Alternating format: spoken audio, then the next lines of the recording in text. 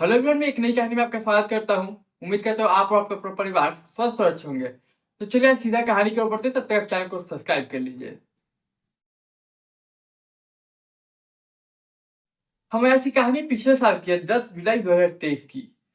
नवी मुंबई में एक जगह है उड़न। अब यही के एक पुलिस स्टेशन यानी उड़न पुलिस स्टेशन में एक अनजान शख्स का कॉल आता है। पुलिस कॉल उठाती है तो वो अनजान शख्स कहता है कि सर, आपके ही इलाके में इस जगह पे एक बॉडी पड़ी हुई है। आप उस बॉडी की जाके चेक कर लीजिए। अब पुलिस ये न्यूज़ सुनते ही फौरन एक्शन में आती है और अपनी एक टीम वहाँ पे भेज देती है। एक सुनसान इलाका में रात का समय होता है। अब पुलिस वहाँ जाती है, सुनसान इलाका में देखती है तो एक लाश महिला की पड़ी होती है।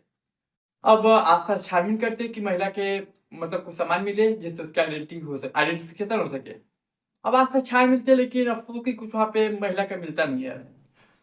ना पर्स, ना कोई मोबाइल, ना कोई ऐसा चीज़ जिससे उसकी शिनाख्त हो सके कि ये महिला कौन है। अब महिला के बॉडी के कुछ दूरी पे एक चश्मा का जो केस होता है, वो फेंका हुआ होता है। अब पुलिस को दिखता है तो पुलिस उठा लेती है उसे। अब पुलिस को ये नहीं पता कि ये चश्मा का केस जो है वो इस महिला का है या फिर किसी और का है। लेकिन फिर भी रख लेते हैं, शायद अगर कहीं महिला का ही हो। तब पोस्टमार्टम के लिए इसको भेज देती है महिला की बॉडी को। अब महिला की फोटो वगैरह क्लिक कर देती है। फिर नवी मुंबई में हर जगह पे इसको तस्वीर को फैला दिया जाता है और पता किया जाता है कि क्या कोई अभी गुमशुदगी का रिपोर्ट आया है, प्लस इस महिला को कोई पहचानता है या नहीं। अब कुछ खास मिलता नहीं है, ना ही कोई गुमशुदगी की रिपोर्ट आती है और ना ही कुछ मिलता है। लेकिन जब पोस्टमार्टम रिपोर्ट आती है तो पुलिस वाले सुन के वो रिपोर्ट हैरान हो जाते हैं। पोस्टमार्टम रिपोर्ट में रहता है कि इस महिला को पहले 2 बार गोली मारी गई और उसके बाद इसको चाकू से अटैक किया गया इसके ऊपर, मतलब चाकू से वार किया गया। अब पुलिस हैरान हो जाती है सुन के कि किसी इंसान को जब 2 बार गोली मार दिया गया, वो ऑलरेडी मर गया होगा। तो अभी ये 2 बार चाकू क्यों मारा गया? मतलब ऐसी क्या दुश्मनी है? खैर, महिला की तस्वीर क्लिक करती है रहती है। तो पुलिस क्या करते हैं कि उन्हें याद आता है कि ये जो चश्मा का केस मिला था, चलो उसको भी देख लेते हैं क्या है। तो आमतौर पे चश्मे के केस में उनका जो जहाँ से वो लेते हैं, दुकानदार का इन्फॉर्मेशन यानी कि शॉप का इन्फॉर्मेशन दिया रहता है। तो बिल्कुल इस चश्मे के केस में भी इन्फॉर्मेशन था। तो उस चश्मे की दुकान पे पहुँचती है जहाँ से ये चश्मा एक का डब्बा मतलब मिलता है, बनता है। तो अब उस शॉप पे जाती है, फ़ोटो दिखाती है पुलिस के, क्या आप इसे पहचानते हैं? तो वो दुकानदार तुरंत पहली बार में पहचान जाता है, बोलता है हाँ, मैं जानता हूँ, ये हमारी रेगुलर कस्टमर है। अब पुलिस उससे उसका फ़ोन नंबर लेती है, प्लस एड्रेस पूछती है। तो बताता है कि ये वही उड़न के ही एक इलाके में रहती है, उस एक इलाके का नाम बताता है जहाँ वो रहती थी और उस महिला का नाम भारती बताता है। अब पुलिस वहाँ पे पहुँचती है उस इलाके में जहाँ पे वो एड्रेस बताता है घर का। वहाँ पे जाके देखती है तो घर के पे ताला लगा रहता है गेट पे। अब इत्तेफ़ाक से उसके जो पेरेंट्स मतलब कुछ रिश्तेदार पेरेंट्स हैं, कुछ रिश्तेदार भारती के वहीं पे रहते थे आस-पास में और इस भारती की उम्र जो है वो मैं बता दूँ, पोस्टमार्टम के हिसाब से लगभग 54-55 साल का एज था इस महिला का, जिसका नाम भारती है, जिसकी लाश मिली थी। तो अब इसके जो रिश्तेदार रहते थे उससे इंक्वायरी की जाती है, फिर पड़ोसी से पूछी जाती है। तो जब पूछताछ करते हैं पड़ोसी और रिश्तेदार से तो पता चलता है कि आखिरी बार जो उन्होंने देखा भारती को, वो 10 जुलाई को देखा था। सुबह में देखा था और उसके रिश्तेदार बताते हैं कि अपने बेटी और दामाद से मिलने जाती जाती है। बोलती है कि मैं बेटी और दामाद से मिलने जा रही हूँ और उसके बाद वो मैं दिखी नहीं। अब पूछा जाता है कि दामाद का क्या एड्रेस है, बेटी का क्या एड्रेस है ससुराल। तो ये जो मतलब ससुराल है उसकी बेटी का, भारती की बेटी का ना ससुराल का बारे में किसी को पता है और ना उसके रिश्तेदार को पता है कि उसका दामाद जो है कहाँ रहता है। अब पहचान तो हो चुकी थी बॉडी की कि भारती नाम की महिला है जिसकी उम्र 55 साल है लगभग और वो यहाँ रहती थी और ये अकेले रहती थी यहाँ पे। उसकी एक बेटी थी इकलौती और उसकी शादी हो चुकी थी। अब पुलिस कॉल डिटेल जो नंबर ली थी दुकानदार से उससे कॉल डिटेल छान मारती है। कॉल डिटेल निकालती है कि देखते हैं किसके 1-2 दिन आगे पीछे किससे ज़्यादा बात हुई है। तो उसमें एक नंबर मिलता है कॉल डिटेल के दौरान कि जब ये 10 तारीख को घर छोड़ी थी और जो निकलने का वक़्त था, उसके कुछ आगे पीछे एक शख्स का कॉल आ रहा है काफ़ी बार। और जब पुलिस इंक्वायरी करती है उसके डिटेल में जाते हैं तो पता चलता है ये उसी का दामाद था और उसकी बेटी का पति। इसका नाम मयूरेश है। भारती के बेटी का दम सॉरी भारती की बेटी का पति यानी कि उसका दामाद का नाम मयूरेश है। तो अब पुलिस उसे बुलाती है पूछताछ के लिए क्योंकि काफ़ी बार कॉल आया गया है। लेकिन पुलिस एक तरफ ये भी सोचती है कि कोई दामाद है, कॉल किया होगा, हो सकता है इसी से मिलने जाए तो पूछने के लिए किया होगा कि आप पहुँचे या नहीं पहुँचे या कब निकल रही हैं। लेकिन फिर भी बुलाते हैं पुलिस। अब इंक्वायरी करती है कि आपकी ये क्या बात हुई उस वक़्त। तो वो बेहिचक आता है पुलिस स्टेशन और सब बताता है कि वो आने वाली थी, अपना थोड़ा बहुत बोलता है। पर जब उसे पता चलता है कि मौत मर चुकी है, तो वो रोने लगता है। अब फुट-फुट के रोता है। तो पुलिस जब उसकी रोने की देखती है कैसे रो रहा है, तो उसकी बात करने का जो एक्टिविटी था, उससे पुलिस को कुछ डाउट होता है। अब डाउट होता है तो पुलिस बोलती है कि एक काम करो, अपनी टीम को बोलती है कि एक काम करो, इसको जाने देती है और अपनी टीम को बोलती है कि काम करो जाओ कॉल वहाँ पे जहाँ पे लाश मिली थी हमें इस महिला भारती की, वहाँ की लोकेशन हिस्ट्री निकालो कि वहाँ पे कौन-कौन मौजूद था। उसमें देखो क्या ये वहाँ पे था? तो उसकी टीम पुलिस की टीम लोकेशन निकालती है। तो पता चलता है कि भारती का लाश जहाँ मिला था, उसी इलाके के आस-पास इस उसके दामाद यानी मयूरेश का भी लोकेशन था उस वक़्त। अब पुलिस फिर उसे बुलाती है मयूरेश को और इस बार फिर वो मतलब अपने तरीके से वो पूछताछ करती है। तो मयूरेश टूट जाता है और बता देता है। वो कहता है कि देखिए सर, मारने के पीछे का मैं नहीं मारा है भारती को। मारने के पीछे का रीज़न है कि वो मुझे बहुत परेशान करती थी पूछ के कि बेटी से मिलना है ये बोल के। मतलब हमेशा वो कहते थे मुझे बेटी से मिलना है, मुझे बेटी से मिलना है, मुझे बेटी से मिलना है।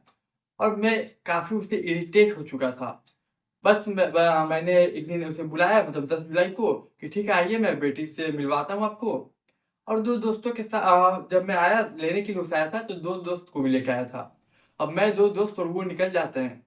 फिर एक जगह सुनसान इलाका देखकर मैं उसे 2 गोली मारता हूँ। फिर मुझे तसल्ली नहीं होती कि वो मरी है। इसलिए मैं 2 चाकू से अटैक करता हूँ, 2 गोली मारने के बाद और फिर उसे लाश को फेंक के चला जाता हूँ।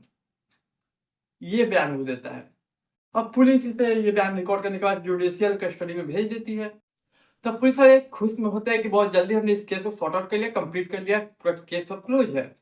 लेकिन उनमें से जो अधिकारी होते हैं सीनियर उनको एक माइंड में एक बात खटकती है कि एक शख्स है जो कि अपने सास को केवल इसलिए मारा ताकि वो अपनी बेटी से ना मिल पाए। आखिर क्या प्रॉब्लम हो सकती है कि दामाद को उसकी पत्नी को उसके सास माँ से मिलवाने में? अब ये पुलिस को खटकने लगी ये बात, केवल इसलिए कोई क्यों मारेगा? उसके पास काफ़ी रीज़न थे, उसकी बेटी को भेज देता घर या फिर उसकी माँ को बुलाता तो खुद नहीं रहता। ये कौन-सी बड़ी बात थी? तो कहती है पुलिस एक काम करो चलो उससे पूछताछ करते हैं, चलो उसकी बीवी से मिलते हैं। तो जुडिशल कस्टडी में भेज चुकी थी, अब पूछती है फिर जाके फ़ोर्स करती है कि मुझे तुम्हारी बीवी से मिलना है, चलो मुझे उसका बयान लेना है, बताओ कहाँ रहती है? लेकिन वो बताता नहीं है। अब बताते नहीं तो थोड़ा बैकग्राउंड इसका पुलिस सोचती चलो बैकग्राउंड खंगालते हैं। जब पुलिस अब इसका बैकग्राउंड खंगालती है कि क्या बैकग्राउंड था, तो पता चलता है कि ये एक्स आर्मी ऑफिसर रह चुका है। मतलब ये पहले आर्मी में भर्ती था लेकिन इसका एक क्रिमिनल माइंडसेट था, तो इसलिए वो आर्मी छोड़ दिया या फिर निकाल दिया गया, जो भी हो। तो फिर पता चलता है कि 2014 में इसने एक मर्डर किया था।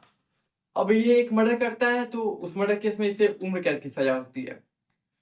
इसी दौरान इसी दौरान वो एक लड़की से मिलता है जिसका नाम था प्रीति और ये प्रीति वही है, इसकी पत्नी यानी कि वो महिला जो भारती है, जो मरी, उसकी बेटी और ये प्रीति इसकी पत्नी। तो ये एक प्रीति महिला से मिलता है जिसका नाम प्रीति है, तो अब इसे उम्र कैद की सज़ा मिल चुकी है इधर 2014 में। तो एक वो इस महिला से प्रीति से मिलता है, कहता है कि एक काम करो मैं तुम्हें 9 लाख रुपए देता हूँ। वो प्रीति को 9 लाख रुपए देता है, कहता है कि इसे सँभाल के रखो, मैं जल्द ही छूटूँगा, छूट के वापस आऊँगा। इसे उम्र कैद की सज़ा मिल चुकी थी लोअर कोर्ट से, लेकिन इसे बिलीव था कि वो इस सज़ा को मतलब झुठला देगा, मतलब इस सज़ा को खत्म कर देगा। तो 9 लाख रुपए प्रीति को दे देता है और कहता है मैं जल्द आऊँगा और शादी भी प्रीति से कर लेता है। अब कुछ समय बाद वो छूटता है जेल से, वो हाई कोर्ट में अपील करता है और फिर हाई कोर्ट उसे बरी कर देती है।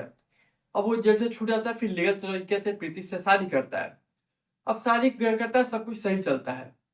अब सब कुछ सही चलता है तो प्रीति से एक दिन बोलता है कि जो मैंने तुम्हें 9 लाख रुपए दिए थे, वो मुझे दो। और ये लगभग 2022 की बात है जब वो प्रीति को मारता है। तो 9 लाख रुपए मैंने दिए थे वो दो। तो प्रीति कभी बहाना मार देती इधर उधर, कभी बोलती थी कि खर्च हो गए, तो प्रीति कहती थी खर्च हो गए। अब उसे गुस्सा आ जाता है। अब गुस्सा आता है, इसी गुस्से की वजह से वो प्रीति को मार देता है। तो प्रीति को लगभग अगस्त 2022 को मार देता है।